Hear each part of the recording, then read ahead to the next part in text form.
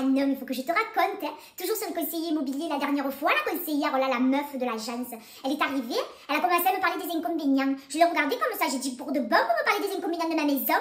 Elle a commencé à me dire que l'autoroute qui passe à côté de chez moi était un inconvénient. Moi, j'ai pas compris.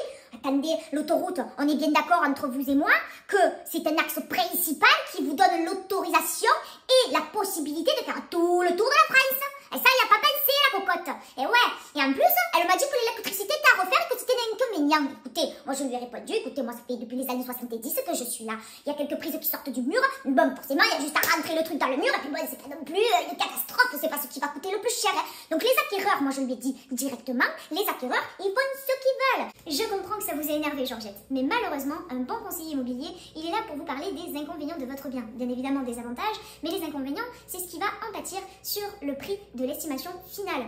Donc forcément, votre bien dans un environnement calme ne vaudra pas le même prix qu'en bord d'autoroute. Et le conseiller immobilier, il est là pour vous le dire et pour vous guider. De même pour les travaux. Si votre carrelage, vous l'avez payé très cher, mais que c'est plein de couleurs, ou alors que ça date des années 70, sachez que 99% des acquéreurs préfèrent des choses neutres et bien évidemment fashion et donc à la mode.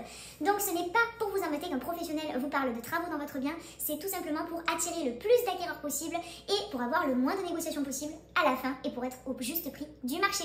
Ah ouais. Ouais, bah écoute, dit comme ça, je comprends mieux, hein. Mais bon, si la gonzesse, elle m'avait expliqué les choses comme ça, eh bien, je pense que j'aurais mieux compris, je me serais moins énervée, je serais moins montée sur mes grands chevaux comme d'habitude, tu me connais, hein. Mais bon, voilà, écoute Manine, je te remercie encore une fois, je suis très contente, Georgette. Dans tous les cas, un bon conseiller immobilier doit vous parler d'inconvénients de votre bien, parce que c'est son job, il n'est pas là pour vous dire ce que vous avez envie d'entendre et pour vous brosser dans le sens du poil, d'accord? Bien évidemment, comme dans toute profession, il y a des bons comme des mauvais, donc il faut choisir un bon pro.